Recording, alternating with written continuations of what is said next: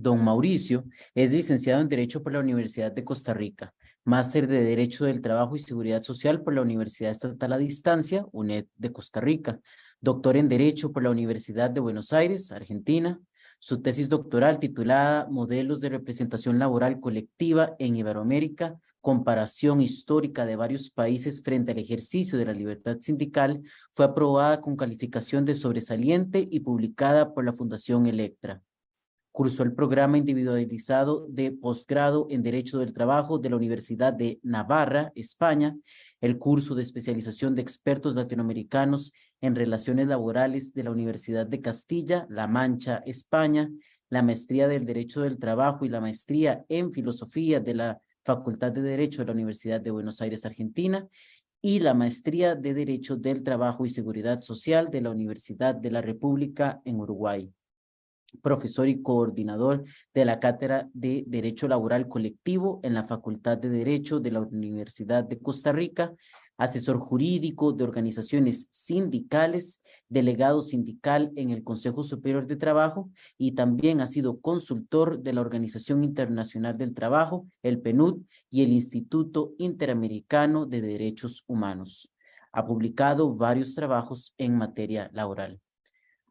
Por favor, don Mauricio, este es su tiempo. Muchas gracias, Cristian. Bueno, primero que nada, muchísimas gracias, por supuesto, a la Academia Iberoamericana de Derecho del Trabajo y a la Facultad de Derecho de la Universidad de Costa Rica, muy en particularmente a el compañero Alexander Godínez, que ha sido motor de esta actividad, por permitirme intercambiar algunas opiniones respecto de este importante tema. Hay muchos posibles enfoques desde los cuales uno puede abordar esta conversación. El tema ha sido abordado en la doctrina, especialmente desde los trabajos que abordan la economía digital, así como los trabajos que abordan la utilización de instrumentos de tecnología de información y comunicación, de las TICs, para la acción sindical. Estos son elementos sin duda muy relevantes, pero hay un enfoque normalmente no planteado y que es el que yo quiero compartir y señalar el día de hoy. Para efectos de esta presentación, yo entiendo como el entorno digital no como un mundo paralelo o alternativo, sino como un entorno íntimamente relacionado con el mundo del trabajo en general. Y por otro lado, como un fenómeno que, si bien tiene particularidades, exacerba los procesos que ya habían iniciado en el mundo del trabajo, en particular los relacionados con la fragmentación de la responsabilidad por medio de las cadenas de valor y los procesos de externalización del trabajo, como me parece don Emilio también planteaba. Entonces, a manera de marco teórico, dos o tres precisiones que me parecen relevantes. Todos coincidiremos y todas consideremos en que el derecho del trabajo es una construcción histórica a partir de fenómenos sociales.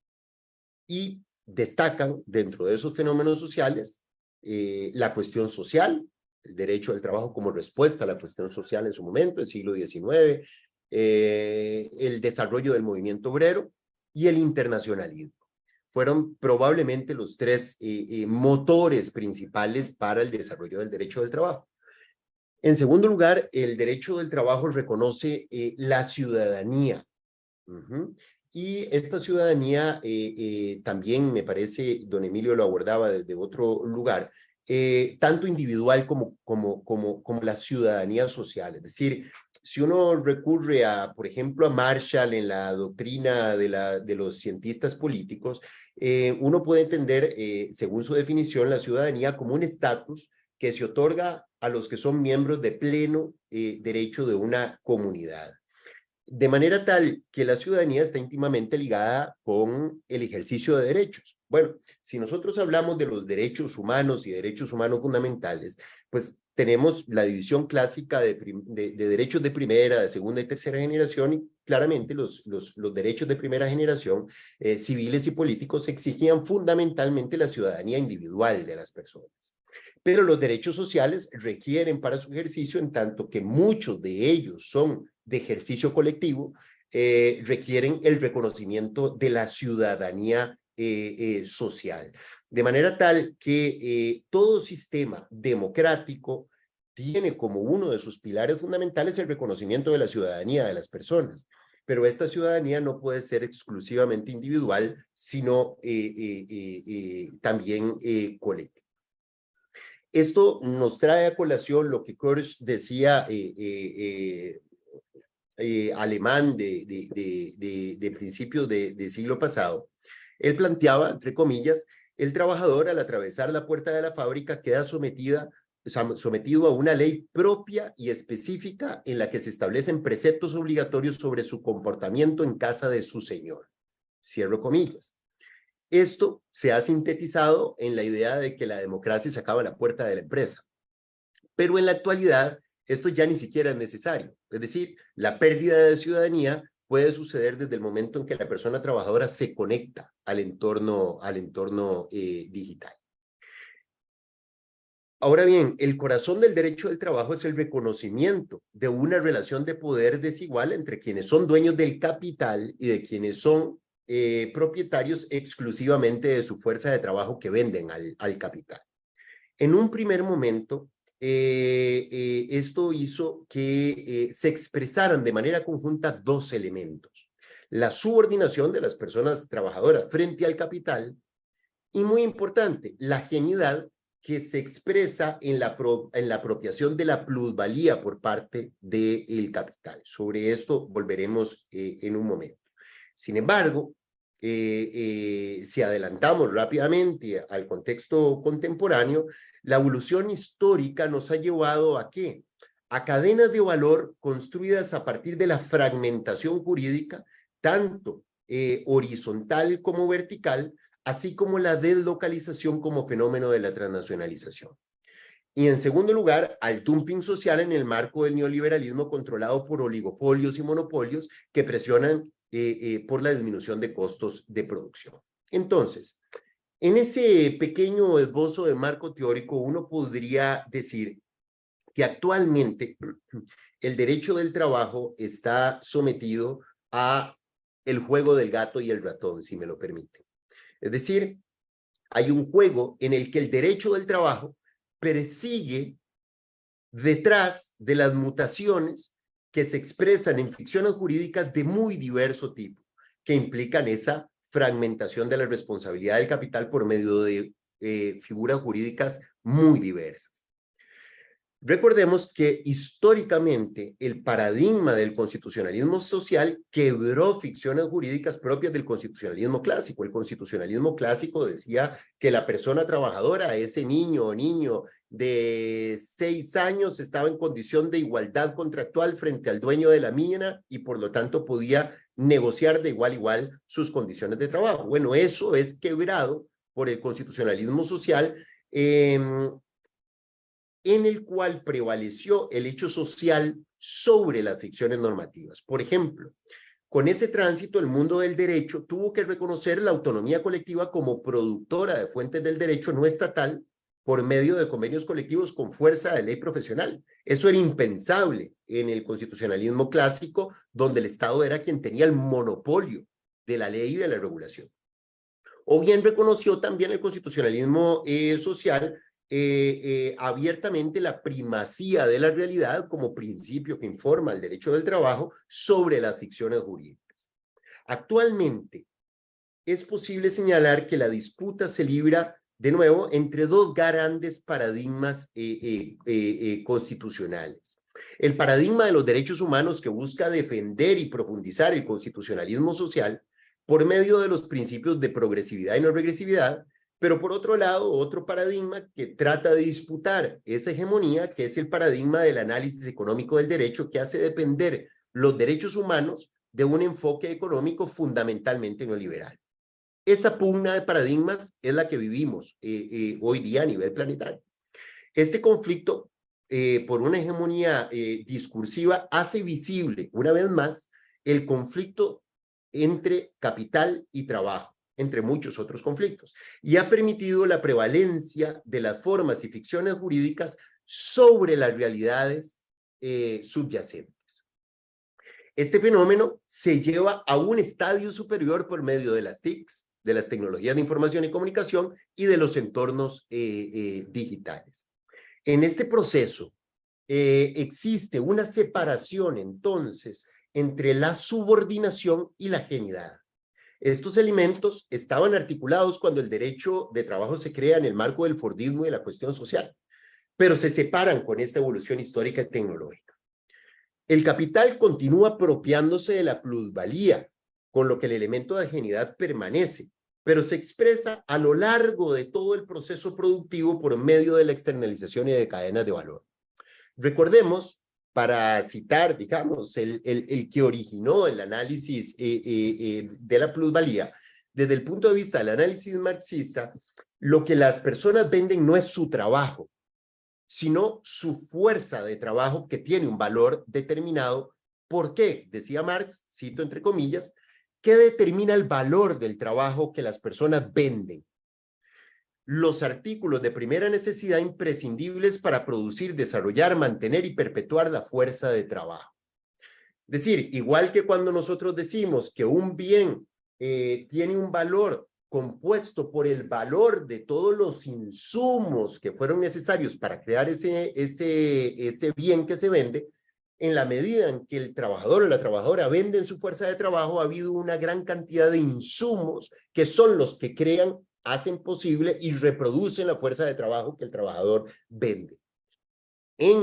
A esto habría que agregarle con economistas neomarxistas feministas de la actualidad, como Nancy Folbre, por ejemplo, que parte de los insumos que generan la fuerza de trabajo que luego es vendida, incluyen también el trabajo reproductivo no remunerado, normalmente encargado a las mujeres. De manera que lo que el capital paga, decía Marx, es el tiempo de trabajo, las horas trabajadas, no el valor de trabajo de la fuerza de trabajo, que es mayor a lo que se paga por esas horas de trabajo. Esta parte del valor de la fuerza de trabajo que no es pagado, más la transformación de las materias primas, productos del valor agregado, genera la plusvalía que es apropiada por el capital.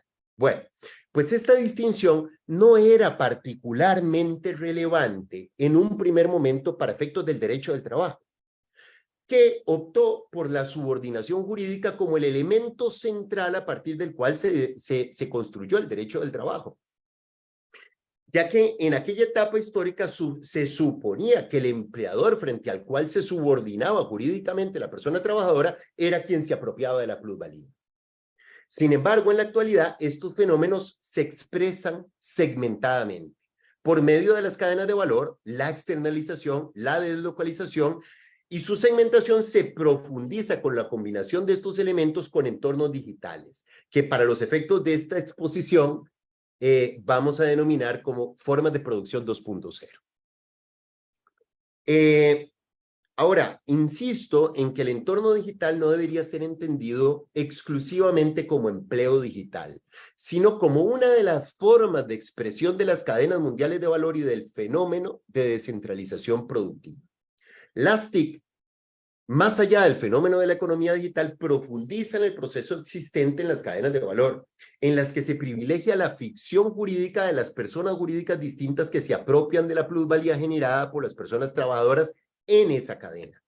Las TICs posibilitan que se agreguen como parte de esas ficciones, diría Guerrero Bisuete, componentes etéreos que sustituyen a las empresas tradicionales.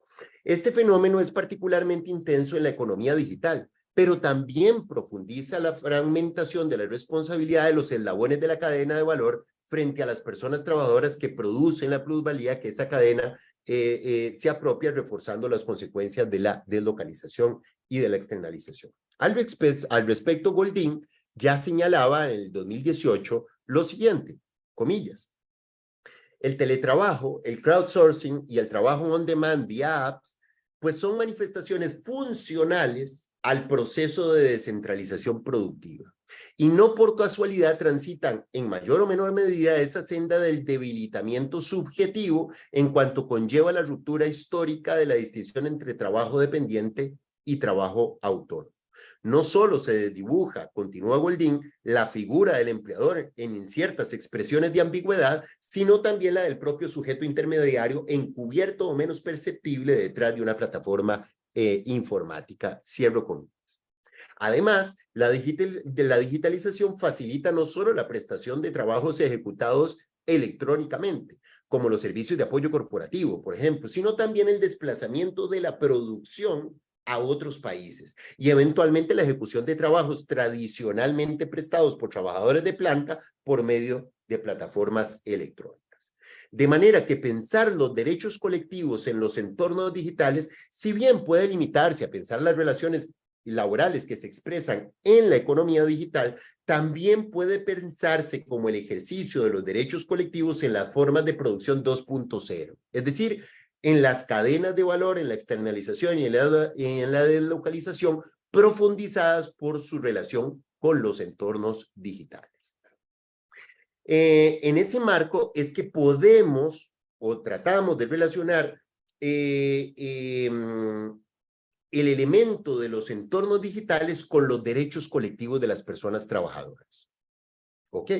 Sobre eso habría que decir, ¿qué es lo que hacen las organizaciones de personas trabajadoras? Ya sea que se expresen en sindicatos o canales no sindicales de representación. Sobre esto volveremos más adelante.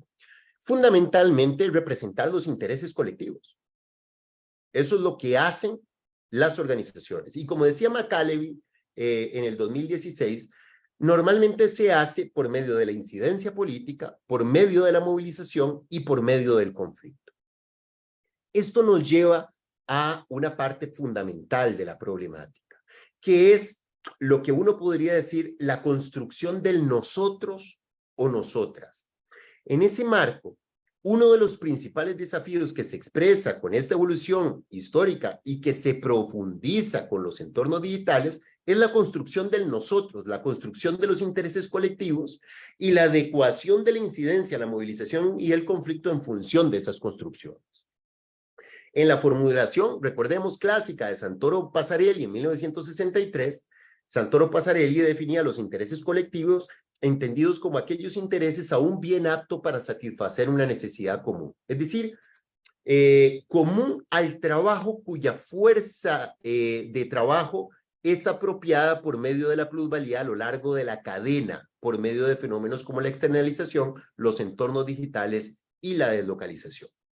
En ese sentido, el interés colectivo, que está en el corazón del derecho del trabajo, sufre el mismo riesgo de jugar el juego del ratón que viene jugando el derecho del trabajo detrás, persiguiendo las variaciones o las adaptaciones de las ficciones jurídicas que se hacen. La construcción normativa históricamente se articuló a partir de un concepto de subordinación construido en función de la relación con una empresa física, con una ubicación geográfica determinada, en una época en la que los que competían eran países. En esa etapa histórica, la apropiación de la fuerza del trabajo y en particular de la plusvalía por parte del capital era consecuencia ineludible de la subordinación jurídica. Por ello, no se privilegió el concepto de ajenidad, sino el de subordinación, ya que en ese momento histórico la subordinación englobaba la apropiación del valor del trabajo. Pero en la actualidad existe esa separación entre subordinación y apropiación de la plusvalía, no solo a lo largo de la cadena, sino en diversas formas de externalización que son profundizadas y constantemente modificadas por la deslocalización, la prevalencia de ficciones jurídicas detrás de las cuales el derecho del trabajo corre y la utilización de tecnologías de la información y comunicación en entornos digitales.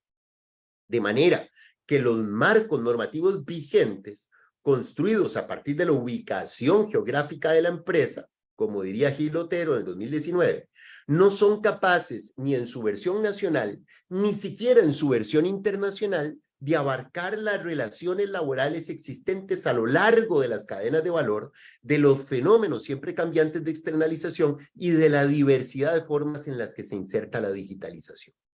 Por ello, La única forma de entender el interés colectivo es en atención al fenómeno del trabajo, es decir, a partir de lo que se hubiera denominado la contradicción principal existente que está en el origen y en el corazón del derecho del trabajo, es decir, la apropiación por parte del capital de la plusvalía en los términos definidos en su momento por Marx a partir de la distinción entre el valor del tiempo del trabajo y el valor de la fuerza de trabajo. Claro está que este problema no es solo jurídico, sino sociológico e inclusive antropológico, ya que requiere la construcción de un sentido de pertenencia a un colectivo que cada vez está más fragmentado. Y además requiere la identificación de un interés colectivo así construido que permita esa identificación. Esto no resulta, obviamente, para nada sencillo, nunca lo ha sido, pero ahora es todavía más complejo. Y por el contrario, se coincidirá, me parece que don Emilio también refería a eso, que si bien los medios electrónicos y las redes sociales facilitan la comunicación, al mismo tiempo la dificultan. El ejercicio colectivo de derechos por parte de la idea de trabajadores cuyo valor de su fuerza de trabajo es apropiada por el capital que se expresa en múltiples ficciones jurídicas que se presentan a lo largo de la cadena de valor, nos hace preguntarnos algo. ¿Qué es lo que debe prevalecer? ¿Las ficciones jurídicas o el principio de realidad? De manera que la tensión actual desde el punto de vista del derecho colectivo es entre el reconocimiento de esa realidad, apropiación del valor de la fuerza de trabajo por el capital, o bien la prevalencia de las ficciones jurídicas. ¿Cuáles ficciones jurídicas? Sociedades, filiales, grupos económicos, fideicomisos, contratistas, intermediarios, sucursales, algoritmos, plataformas electrónicas, etcétera, etcétera. Y la discusión derivada de la existencia de mayor o menor subordinación con la discusión de falsos autónomos, autónomos dependientes y demás.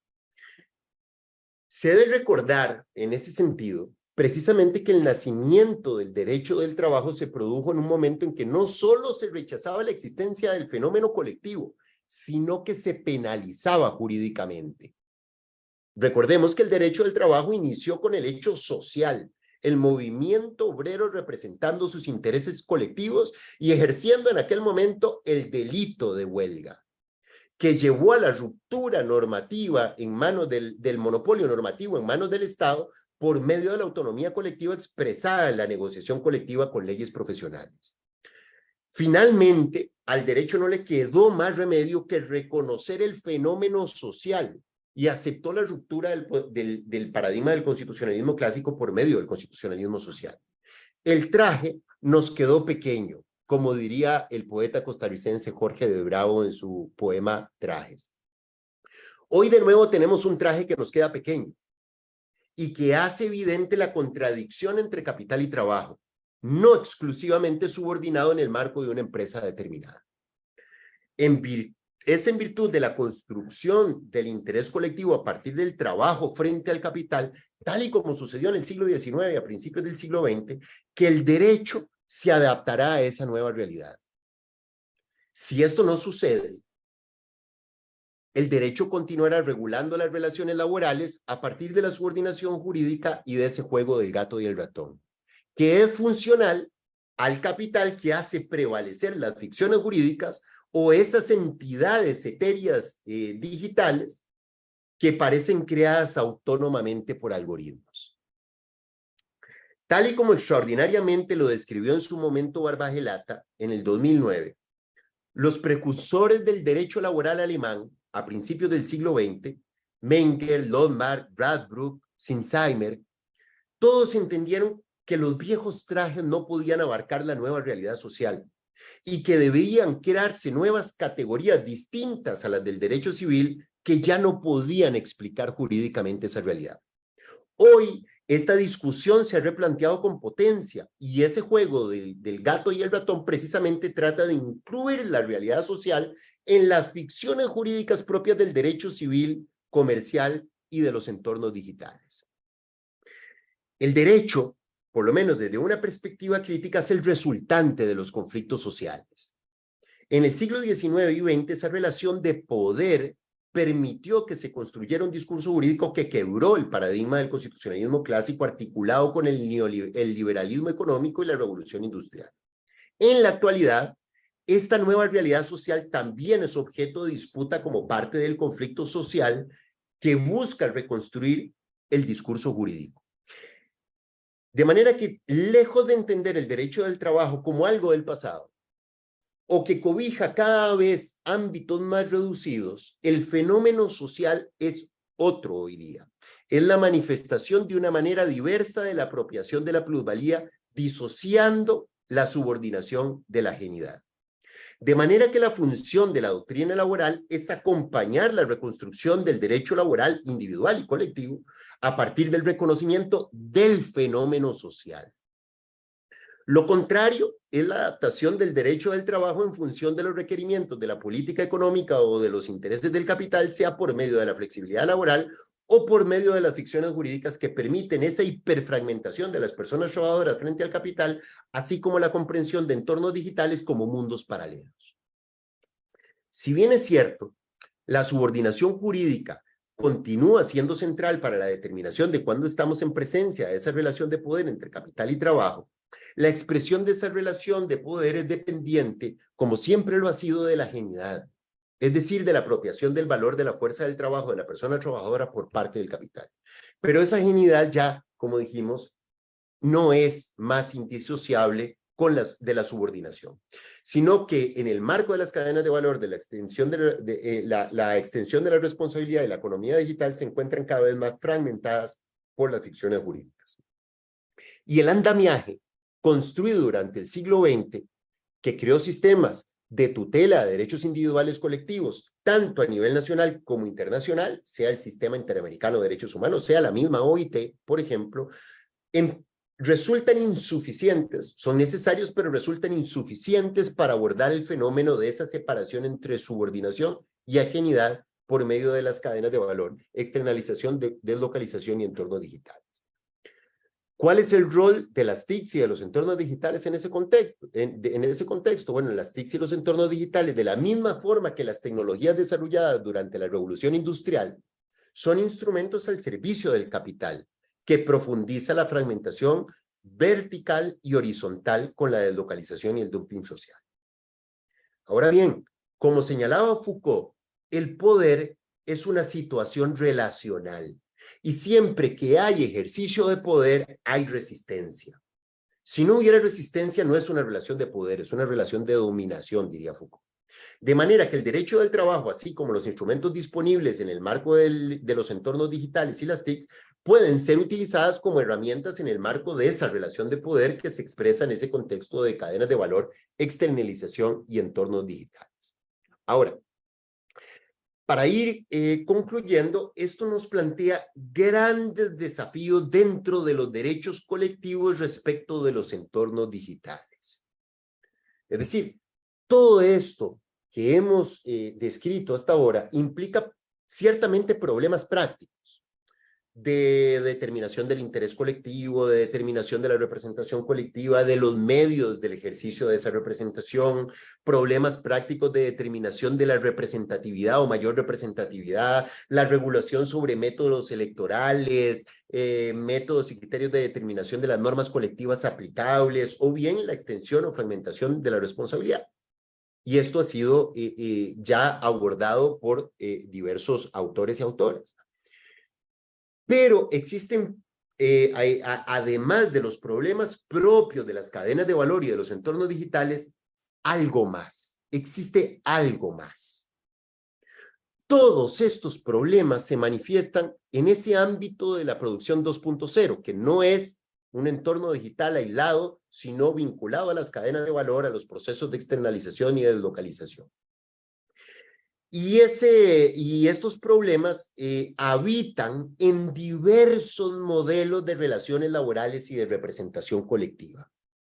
Es decir, cuando don Emilio decía que hay una sindicalización muy distinta en Brasil, en Argentina y en Uruguay, de alguna manera lo que nos está diciendo, si me lo permite, es que los modelos o tipos de modelos de relaciones colectivas desarrollados en esos países permitieron el ejercicio de esos derechos.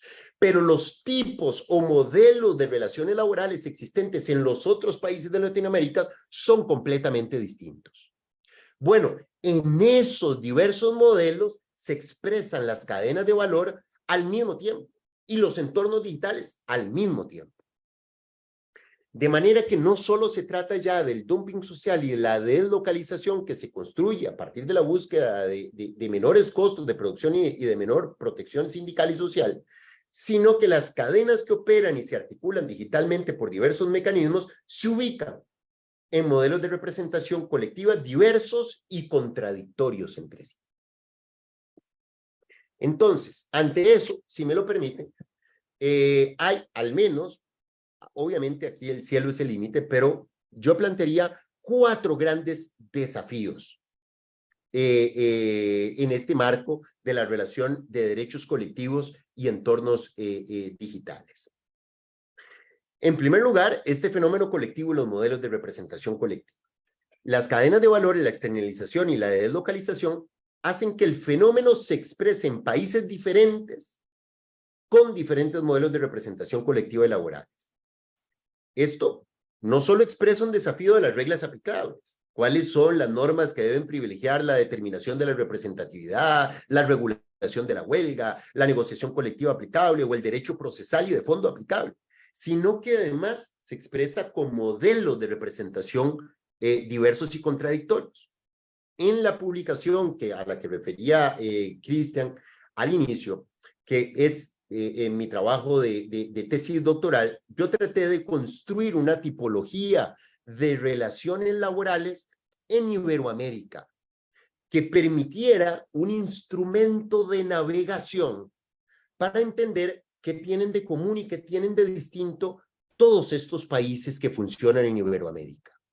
Es decir, ¿por qué Argentina es así? ¿Por qué Uruguay es así? ¿Por qué Chile es así? ¿Por qué Costa Rica es así? ¿Por qué México es así? ¿Por qué España? ¿Por qué Italia? Esta publicación, valga el comercial, que dichosamente la Fundación Electra en Uruguay publicó, recoge, digamos, una síntesis de esa tesis, pero que no voy a explicar ahora, pero quiero dejar ejemplificada con un elemento. ¿Cómo se construyó esa tipología que nos permite comparar y diferenciar?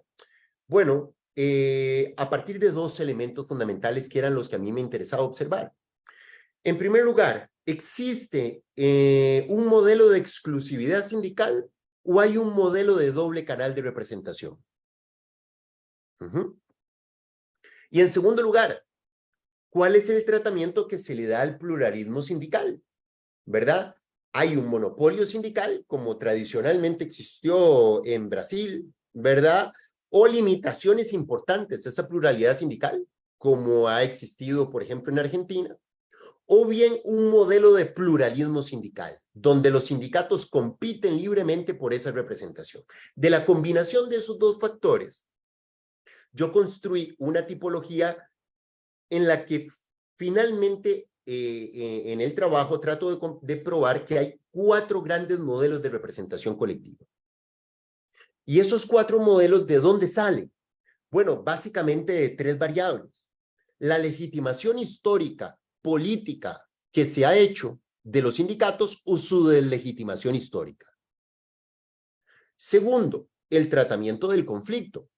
¿Es el conflicto algo natural de esa relación capital de trabajo o es una patología social que debemos tratar de eliminar?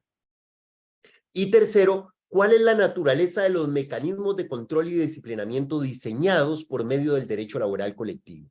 Todos los países tratan de controlar y dirigir al movimiento sindical, pero lo hacen con diferentes enfoques y con diferentes variantes en los mecanismos de disciplinamiento sindical que se expresa en las normas de huelga, convención colectiva, libertad sindical en general, etc. Entonces, lo fundamental para efectos de esta exposición y para dar un ejemplo de lo que estábamos hablando, es que, por ejemplo, el libro pretende demostrar, por ejemplo, que un determinado discurso en el modelo o en el tipo asumido por España e Italia, que es un modelo común, hace que el doble canal de representación, es decir, que el canal no sindical, que el segundo canal, que el canal no sindical de representación en esos países exista, pero que esté acorde a la libertad sindical. En buena medida porque ese canal no sindical complementa al sindical y no compite ni es contradictorio al sindical. Mientras que, por ejemplo, en el modelo de representación adoptado por Chile y que diseñó Pinochet, que sigue hoy vigente con sus particularidades, o el modelo adoptado por Colombia, o por Costa Rica, o por Ecuador, por Perú, Paraguay, el canal no sindical compite y es contradictorio con el sindical. Y en el marco de la hiperfragmentación sindical provocada por el pluralismo sindical y los mecanismos de disciplinamiento en esos países, que en esos países están disponibles, hacen que el canal no sindical sea violatorio de la libertad sindical. De manera tal que los derechos colectivos deben enfrentar no solo las diversas normas existentes en los países que participan en una determinada cadena, en los fenómenos de externalización o que se vinculan por medio de entornos digitales, sino que además se enfrentan discursos jurídicos que hacen que un mismo instrumento de representación esté acorde con la libertad sindical en algunos países, pero sea violatorio de la libertad sindical en otros. Segundo gran desafío: extensión o fragmentación de la responsabilidad. La recuperación de la ajenidad como expresión de la apropiación de la plusvalía por parte del capital que se expresa a lo largo de las cadenas de valor diversas, utilizando esos instrumentos de localización, externalización y economía digital para profundizar esa separación entre subordinación y ajenidad y con ello fragmentar la responsabilidad, genera un desafío fundamental. El desafío es permitir que prevalezcan las ficciones jurídicas o el principio de realidad que rearticule la subordinación con la ajenidad, reconociendo la apropiación del valor de la fuerza de trabajo por parte del capital que se expresa por medio de esas ficciones jurídicas. Tercer gran desafío: la construcción o reconstrucción del nosotros y nosotras. El derecho laboral colectivo tiene en su corazón la construcción y representación del interés o los intereses colectivos, lo cual, como siempre, debe estar y ha estado en manos de las personas trabajadoras mismas. Esto representa un desafío sindical, ya que esa construcción puede ser excluyente o puede ser incluyente de las personas trabajadoras que participan en los entornos digitales y en la cadena de valor, independientemente de las ficciones jurídicas que en ellas se expresan. Y cuarto desafío, y con esto termino, es la construcción de lo que Sanguinetti ha llamado el nuevo derecho del trabajo transnacional. Es decir, diversos fenómenos van dirigidos a la construcción de un nuevo derecho del trabajo que tiene expresión en esa forma de producción 2.0. Es decir, que se construye a partir de la manifestación del capital por medio de cadenas de valor, la externalización, la deslocalización y su conjunción con los entornos digitales. Al efecto, es posible señalar algunas de las discusiones actuales en la materia. Por ejemplo, el reconocimiento de las cadenas de valor y el desarrollo de un marco regulatorio nacional e internacional que extiende la responsabilidad a lo largo de las cadenas de valor, es decir, las leyes de compliance o debida diligencia, fundamentalmente europeas. Segundo, el impulso de la negociación colectiva transnacional que se expresa con los acuerdos marco internacionales, pero ojo, acuerdos marco internacionales de nuevo tipo. Tradicionalmente, los acuerdos marco internacionales eran exclusivamente soft law, con las grandes limitaciones que existían. Hay en este momento, y me atrevería a decir, a partir de la tragedia del Rana Plaza, un desarrollo de los acuerdos marco internacionales como negociaciones colectivas transnacionales que hacen que estemos en un tránsito de esos acuerdos marco del soft law al hard law, incluyendo mecanismos de participación laboral, sindical particularmente, la resolución de controversias, la prevención de daños, la tutela de derecho y la reparación integral de daños a lo largo de todo el proceso de apropiación de la plusvalía, es decir, a lo largo de toda la cadena de valor, incluyendo los entornos digitales. Una pequeña señalamiento antes de terminar con mi frase final.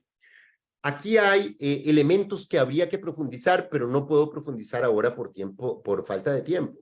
Estas cadenas de valor además son distintas. Las cadenas de valor históricas transnacionales estaban dominadas exclusivamente por las empresas transnacionales.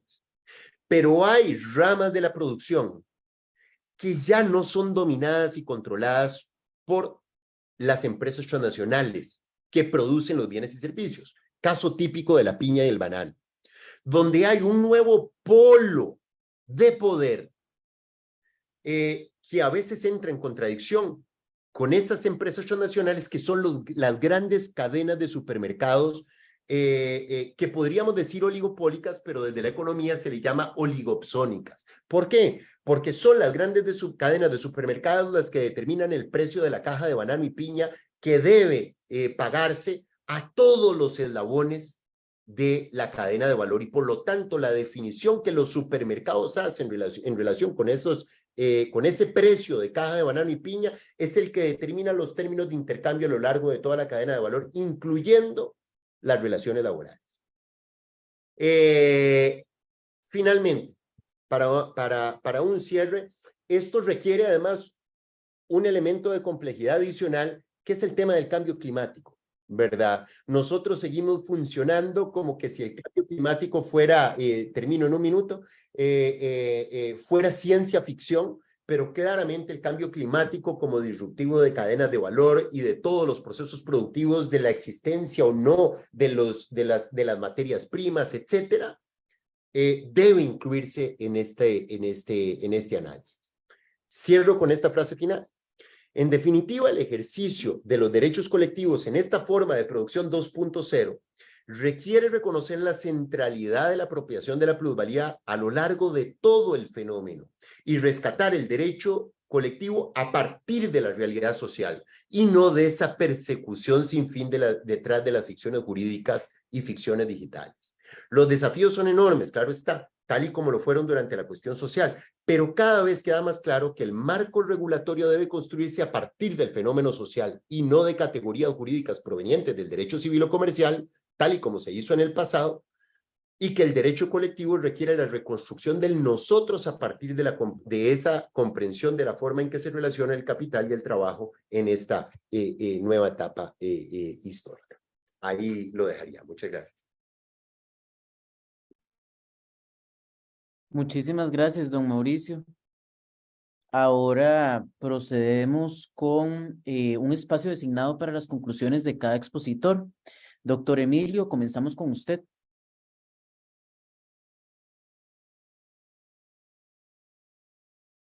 Don Emilio está otra vez en mute. Ya ahora sí.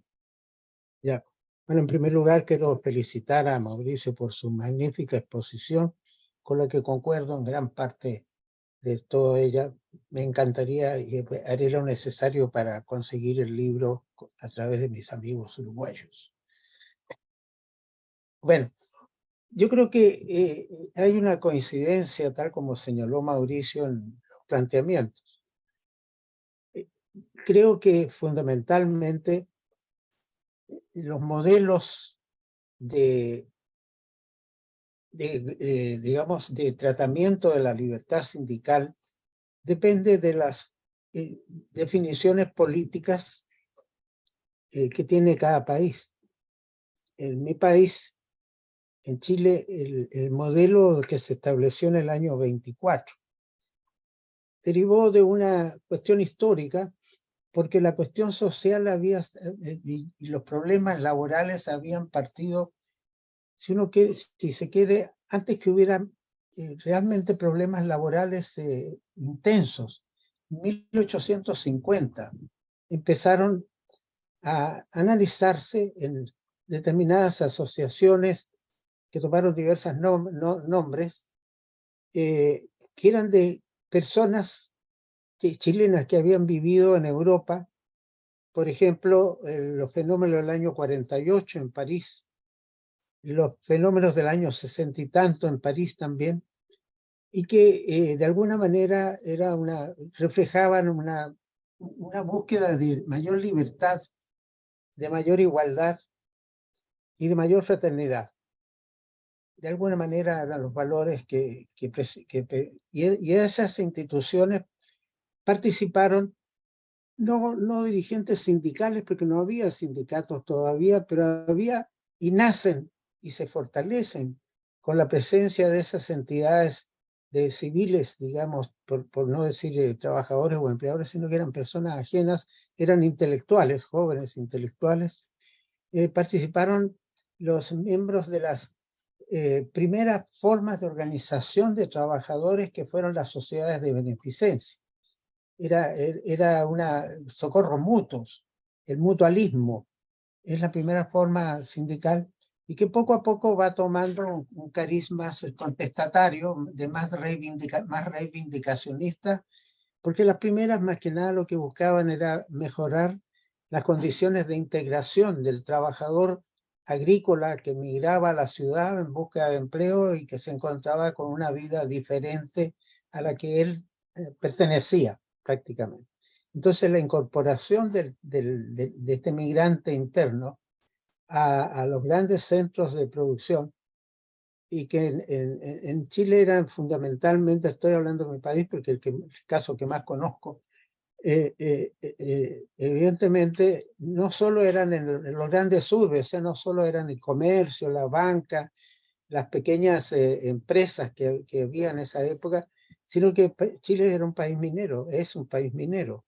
Entonces eran los grandes centros mineros de extracción minera, en donde se producía además la aglomeración de grandes números, cientos de trabajadores, miles de trabajadores, y en donde fue naturalmente digamos, causal que facilitó la formación de un movimiento sindical reivindicacionista, contestatario, y que practicaba la huelga, la toma de locales, etcétera, etcétera, etcétera, lo que ya hemos escuchado y que yo traté también de expresar. Esta situación provocó de inmediato en los medios gubernamentales, en los medios políticos, una preocupación: ¿qué hacemos con la cuestión social? En Chile se hablaba de la cuestión social a fines del siglo XIX, y comienzo del XX se empiezan a buscar remedios. Y hubo dos proyectos. Un proyecto que de alguna manera se inspiraba en el modelo de relaciones laborales existentes en el campo, en la agricultura, que era un modelo paternalista, en el cual el empresario y el Estado asumían un papel de proteger, pero no a un ser, por así decirlo, inferior, al cual había que proteger, pero no desarrollarlo, sino que controlarlo. Y en ese modelo se planteaba el sindicato legal. Y sindicato legal era aquel que no producía huelga, que no producía peticiones, sino que en acuerdo con su empleador llegaban a ciertas mejorías en cuanto a jornada, protección de la salud, etcétera, etcétera, etcétera. Y poco a poco ese modelo pasó a ser reemplazado por otro tipo ya de sindicato propiamente tal. Y este tipo nuevo de organización sindical fue acompañado y rivalizado por las asociaciones de inspiración anarquista. El anarquismo fue fuerte en Chile y en otros países de América también, Uruguay entre otros, en donde migrantes europeos que traían formación y pertenencia a entidades anarquistas trataron de crear entonces no un movimiento, por así decirlo, aceptado o tolerado por el establishment de la época, sino que más bien rupturista total. Pero que en alguna medida tampoco era una solución adecuada. Se produjeron entonces grandes cambios. Empieza la incursión de la clase media política chilena, de la clase media social, asume más fuerza política y gana el poder en el año 1920. Y el candidato que gana el poder hijo de migrantes italianos, con una formación más moderna, intelectual, promete solucionar la cuestión social a través de un código del trabajo. Y le encarga esta tarea a una persona que de alguna u otra manera estaba ligada a la OIT, a la formación de la OIT, un chileno, quien elabora un proyecto de código de trabajo, que si uno lo lee, se parece, cuando habla de los sindicatos, se parece un poco al convenio 87. Planteaba la pluralidad sindical, planteaba la voluntariedad de ingreso o no al sindicato, pero dando preferencia a la voluntad de ingresar y no a la libertad negativa, el derecho a no ingresar, porque dice, bueno, si los derechos, el que no quiere ejercerlo no lo ejerce, o sea, no tiene por qué la ley proteger ese derecho en forma especial, sino que lo que hay que proteger es el que quiere tener sindicato y hacer vida sindical. Ese es el concepto de libertad sindical que inspiraba el proyecto que se presentó en el año 21 al Congreso. O sea, fue al año siguiente de haber asumido el poder el presidente Alessandri. Alessandri, padre, digamos, todo. Pero el gobierno no tenía mayoría en el Congreso. Siempre en Chile ha habido una división de poderes. Desde que nace la República, nace con un Congreso. 1810 es el primer gobierno interno, digamos. En 1811 nace el Congreso, 1812 y 13. Y el Congreso funcionaba, o sea, y siempre ha habido, como lo sigue habiendo hasta el día de hoy, la pugna Ejecutivo-Congreso. ¿Cuál es el primer poder del Estado? Los dos se declaran el primer poder del Estado. Y el Congreso Nacional, que es bicameral, siempre ha sido bicameral en Chile, Cámara de Diputados, Senado. En el Senado era mayoría la derecha política, o sea, los que habían sido derrotados en la elección del año 20. Y entonces el presidente de la República recorre el país entero, buscando que era primera vez que se producía esto, que un presidente de la República hiciera una vida de campaña, así, hablándole al electorado. Entonces produjo o los que adoraban a Alessandri o los que lo odiaban. Había una polarización absoluta. Y el proyecto del presidente Alessandri, que redacta este chileno Moisés Poblete Troncoso, su nombre, era un proyecto bastante liberal, bastante democrático de relaciones laborales, y en la materia individual era protector, totalmente intuitivo. Y se produce el modelo sindical, en este se plantea entonces la existencia de los sindicatos profesionales, o sea, la gente que se agrupa de acuerdo a sus intereses colectivos según rama de actividad o según lugar de trabajo o fórmulas que estimaran convenientes. Ya no solo los de la misma profesión, sino que hay profesiones similares o conexas en el modelo liberal planteado por el gobierno al Congreso, que tiene mayoría en la Cámara de Diputados, pero minoría en el Senado. En el Senado estaba el otro proyecto conservador, que establecía el sindicato único, el sindicato legal, que llamaba de afiliación obligatoria, con participación de utilidades, pero esa parte del presupuesto sindical era administrado por una junta bipartita, o sea, con empresario y trabajador, o sea, la libertad sindical era bastante, entre comillas, etcétera, etcétera. Viene un golpe militar, pero los militares también, que se consideraban perjudicados por la situación económica que vivía el país a raíz de la invención del salitre sintético. El país que producía el salitre natural era Chile. Entonces se produce una gran crisis económica, gran cesantía, etcétera, etcétera, etcétera. Y los militares también empiezan a ver que ellos no tenían un poder político en el país.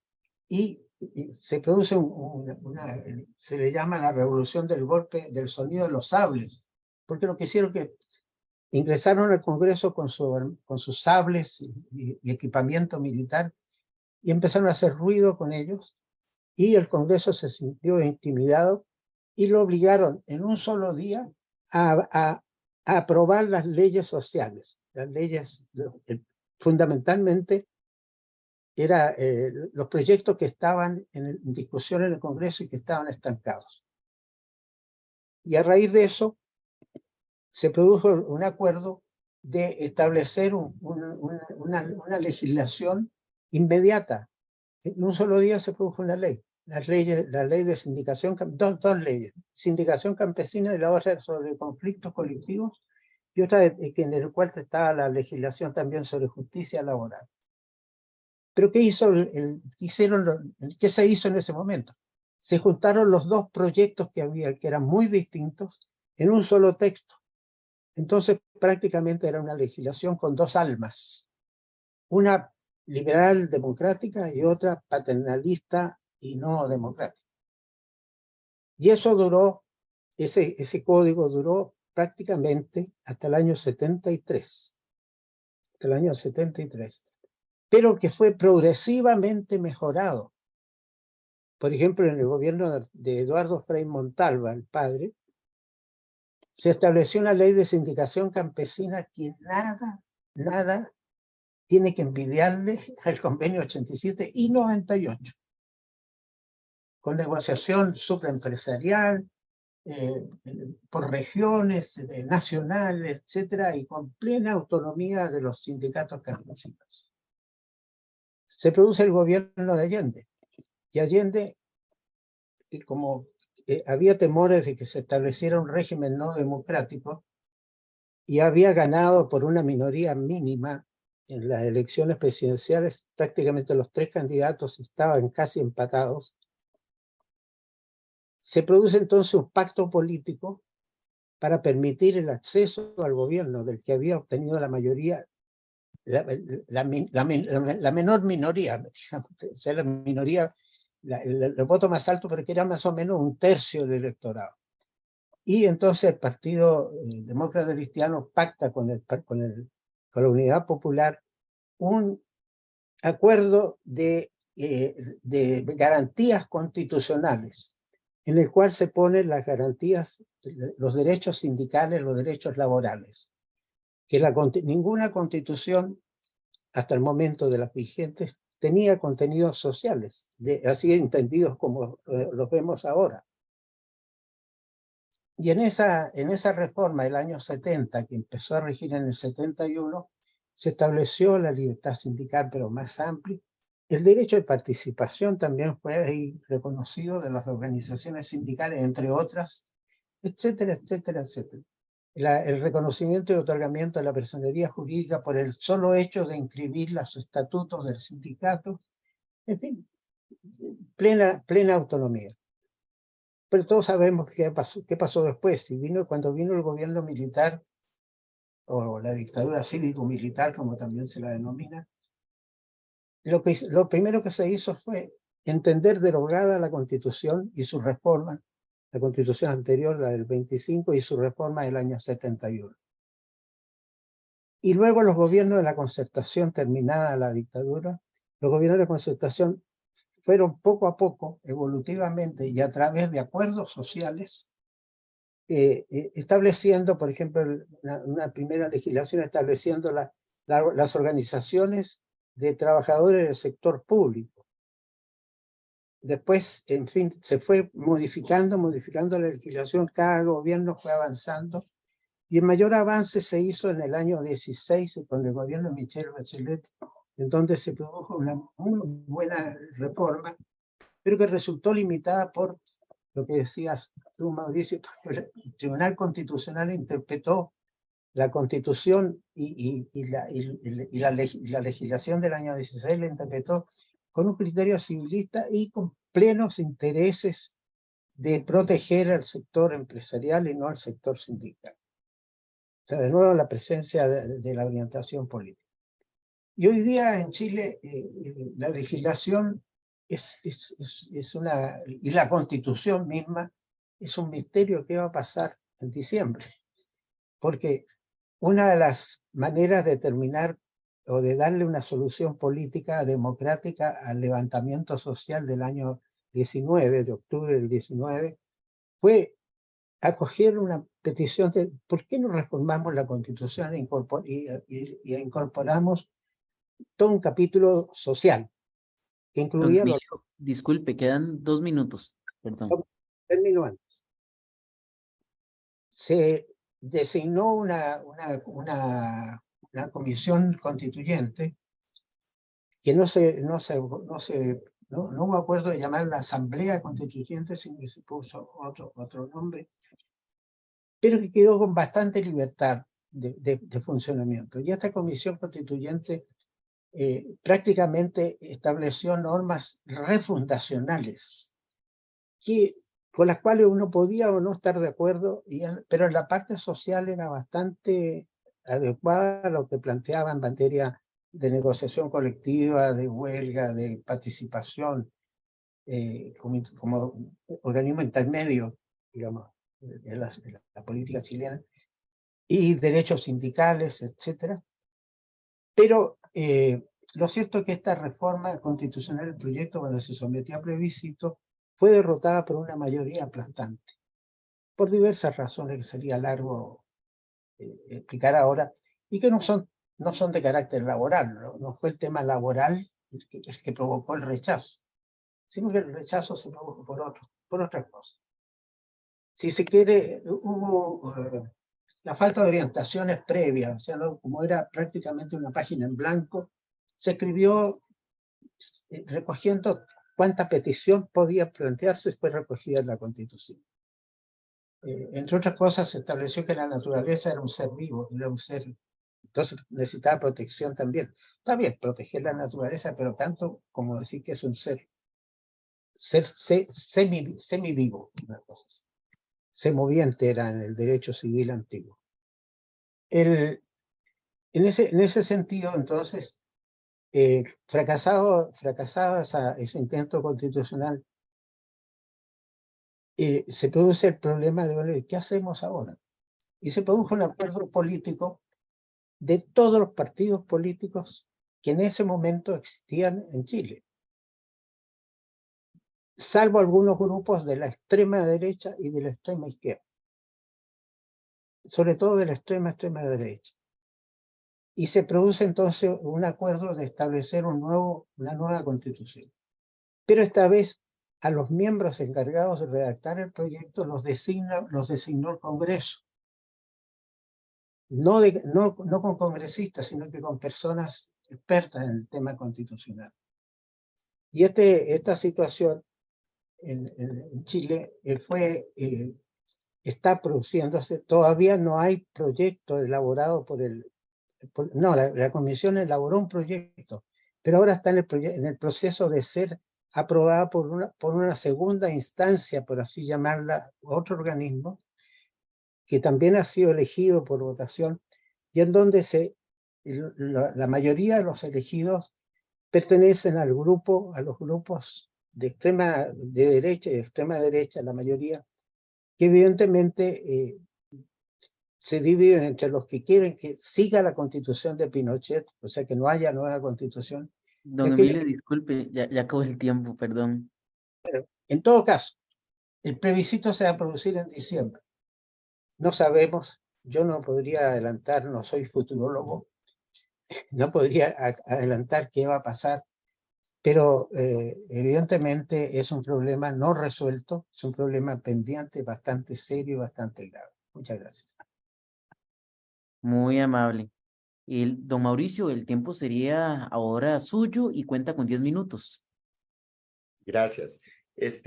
Bueno, muchísimas gracias a don Emilio por esa semblanza y ese proceso histórico, pero casualmente eso refuerza uno de los grandes desafíos que planteábamos, ¿verdad?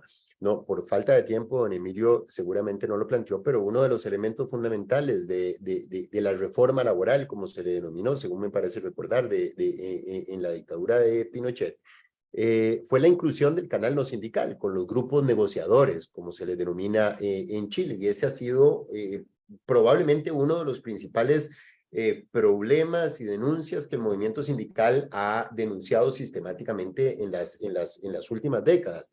Ese tema se abordaba en el proyecto de constitución, ¿verdad? Básicamente eliminando los grupos negociadores y dándole exclusividad a la organización sindical, es decir, eliminando el segundo canal de representación precisamente por lo que mencionaba. Si uno hace el trabajo de tratar de identificar tipos de modelos de representación, uno se da cuenta que más allá de los procesos históricos particulares, etcétera, y ninguno es igual, hay comunes denominadores en Chile, en Colombia, en Perú, en Paraguay, en Costa Rica, etcétera, con relación a estos elementos fundamentales del modelo de representación colectiva. Es decir, la existencia en todos ellos, de hecho o de derecho, de un canal no sindical de representación que es contradictorio y compite con el canal sindical y que además es fomentado, financiado, etcétera, por diversos actores, fundamentalmente el empleador, pero también el Estado y en muchas ocasiones la Iglesia Católica, ¿verdad? Y entonces eso, desde el punto de vista de libertad sindical, genera un problema estructural. Si uno no tiene ese cuidado, y bueno, el trabajo mío concluye tratando de hacer un análisis de lo que la OIT ha dicho al respecto. Y la OIT normalmente, a mi modo de ver, como no podría ser en realidad de otra manera, abordado la temática a partir de sus convenios y de la doctrina de sus órganos de control. No podría ser de otra manera. Pero si uno no articula la interpretación de cada convenio con los distintos tipos o modelos de representación, entonces uno puede aplicar de una manera muy rigurosa o muy laxa los convenios de OIT. Y la OIT, a mi modo de ver, en lo que tiene que ver con el segundo canal de representación en países como Chile y claramente en Costa Rica, con el solidarismo y los comités permanentes de trabajador, no ha entendido cuál es el corazón del problema, que es precisamente de fondo. Y por eso es que ustedes ven que de repente la OIT dice, bueno, es que en Costa Rica, ¿cómo puede ser que haya tantos arreglos directos suscritos por comités permanentes no sindicales versus tan poquitas convenciones colectivas con tan baja cobertura? El problema, perdón, no es cuantitativo, es cualitativo, es el significado, es el rol que ese canal no sindical desempeña en Chile, en Colombia, en Costa Rica, en Paraguay, en Perú, etcétera, etcétera, ¿verdad? Si uno no comprende eso, entonces difícilmente puede hacer un análisis adecuado de la libertad sindical y del ejercicio de la libertad sindical. Pero claro, cuando uno se va a España para tomar ese caso, entonces, durante la larguísima dictadura franquista, la única forma en diferentes etapas y estadios que los trabajadores tenían fue por medio del desarrollo de lo que finalmente serían comisiones obreras al interno del sindicato vertical, que era de afiliación obligatoria, tanto de los trabajadores como de los empleadores que eran considerados productores. Entonces, en la historia española, ese canal no sindical que funcionaba a lo interno del sindicato vertical, que obviamente no era un sindicato, fue la única forma en que gradualmente los trabajadores pudieron tener mecanismos de incidencia, negociación y eventualmente de conflicto. De forma tal que cuando la dictadura española cae finalmente y se da la transición a la democracia, no hay un rechazo de las organizaciones sindicales y de los trabajadores del canal no sindical, sino hay una reivindicación del rol que históricamente jugó ese canal no sindical. Entonces, por ejemplo, precisamente cuando uno habla de este fenómeno que para facilidad yo he denominado formas de producción 2.0, que vincula cadenas de valor, deslocalización, economía digital, plataformas y demás, que se expresa, es decir, yo puedo tener una persona trabajadora de esa cadena de valor en España, en Chile, en Costa Rica, en China, en donde sea. Bueno, más allá de cuál norma es la aplicable y demás, esas distintas personas están dentro de modelos sindicales cuyos mecanismos de expresión colectiva, aunque se parezcan muchísimo, pueden ser antisindicales en unos casos y pueden ser respetuosos de la libertad sindical, como es el segundo canal de representación colectivo en Italia y España, con sus matices y periodos y demás. Recordemos que el canal no sindical en España se elige por votaciones de todas las personas trabajadoras, pero el 99% de la conformación de ese canal no sindical se elige de las listas sindicales que se someten al proceso electoral. Entonces, claro, esto forma parte precisamente de los desafíos fundamentales que tenemos en términos de la articulación de una economía y de un entorno digital que está vinculado al fenómeno productivo, pero que se expresa en distintos modelos, habita en distintos modelos contradictorios entre sí. En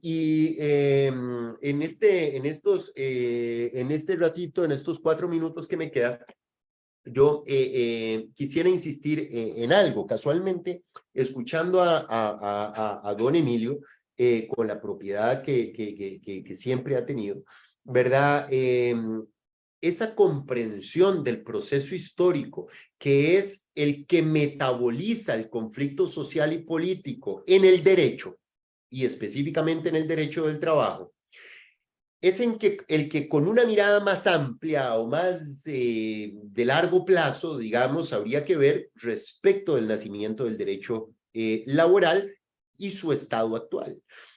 Precisamente el planteamiento es ¿cuál? Bueno, cuando no había forma de explicar a finales del siglo XIX, principios del siglo XX, qué era eso de los convenios colectivos de trabajo, cómo era posible que grupos privados de trabajadores se reunieran con grupos privados de empleadores y autónomamente negociaran una ley profesional que era aplicable obligatoriamente a todo el mundo, estuviera dentro de ese colectivo, dentro de ese sindicato, no. Desde el punto de vista del constitucionalismo clásico y de los moldes históricos del derecho civil y comercial era inexplicable. ¿Por qué? Porque el constitucionalismo clásico mantuvo el monopolio del ejercicio del poder por medio de la creación de normas en manos del Estado, ¿verdad? Por razones históricas, el artículo de Cosio que escribió sobre el tema no tiene desperdicio, y los trabajos de Carlos Cárcova también. Pero el constitucionalismo social lo que reconoce es, no, ya no podemos con Radbruch, con Menger, con Sinsheimer y demás, esos moldes, esos trajes viejos, esas ficciones jurídicas de igualdad del constitucionalismo clásico ya no nos sirven, porque el fenómeno social es distinto.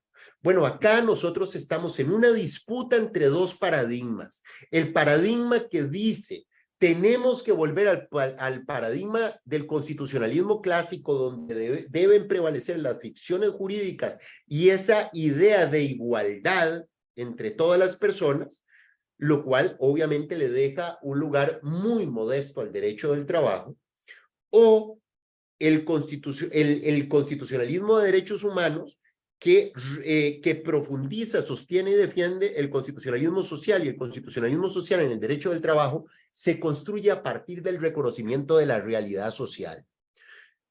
En esa disputa, algunos dicen, es que la realidad social hace que ya no haya trabajadores asalariados, subordinados, y por lo tanto el derecho del trabajo es una cosa del pasado. No.